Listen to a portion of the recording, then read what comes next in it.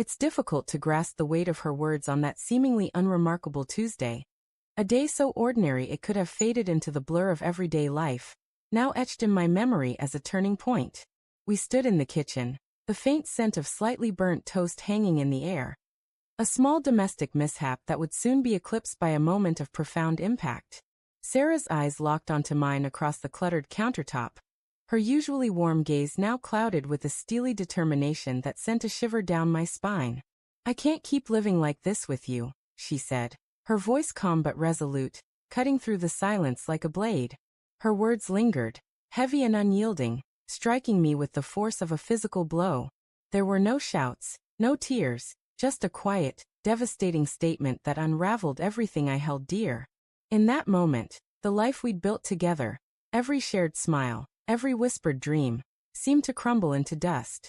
The days that followed melted into a haze of sorrow and disbelief.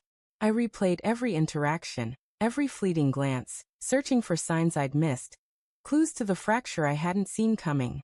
The apartment's stillness was suffocating, each empty space echoing her absence like a wound. Food became tasteless, sleep was a stranger. The future I'd envisioned, with Sarah by my side, evaporated like a dream I couldn't hold on to. In my pain, I made a reckless decision.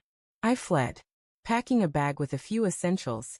I left a vague note and drove off, no destination in mind, driven only by a desperate need to outrun the shadows of what we'd lost.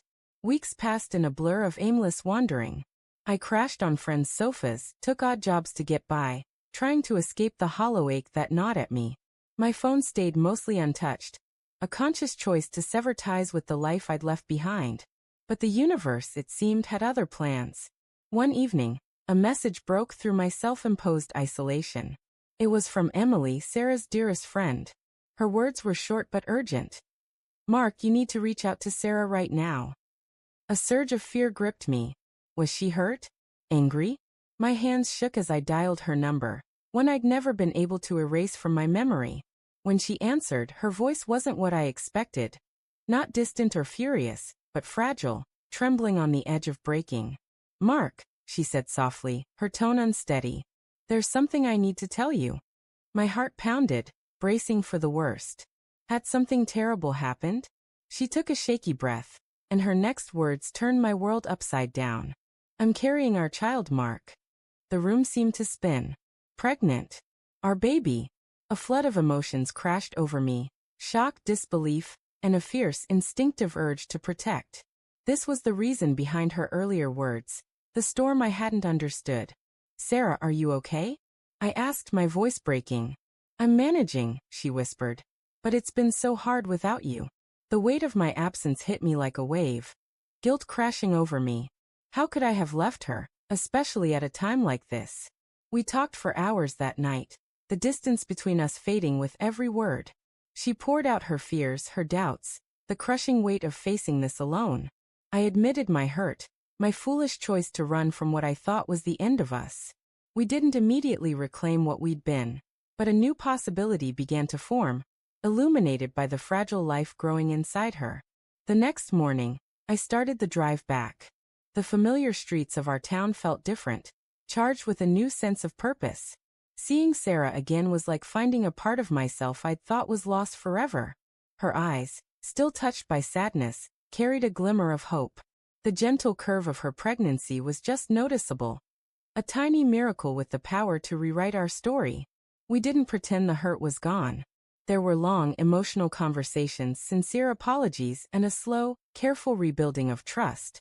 But something profound had changed. Our focus shifted from our own desires to the well-being of the life we'd created together. We shared our hopes and fears for our child, went to doctor's appointments together, the steady rhythm of the baby's heartbeat a powerful reminder of our new connection.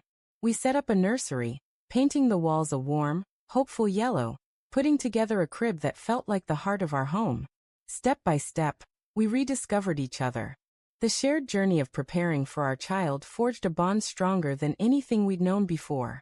The love that had once seemed shattered began to mend, stitched together with a deeper understanding and a shared purpose.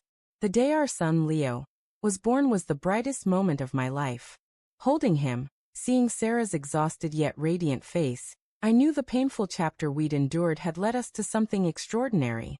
Those words spoken in the kitchen months ago, the agony of her absence, now felt like distant memories, drowned out by the joy of our new reality. Our relationship wasn't perfect. Challenges remained, disagreements, the everyday struggles of raising a child. But the foundation we'd built through hardship was unbreakable.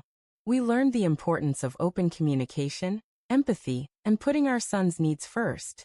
Looking back, I see that her painful words were a turning point, a difficult catalyst that led us to a love we might never have discovered otherwise. The journey was arduous, filled with heartbreak and uncertainty, yet it brought us to the greatest gift, our son, and a love that, forged in adversity, emerged stronger than ever. That is the raw, beautiful truth of our story.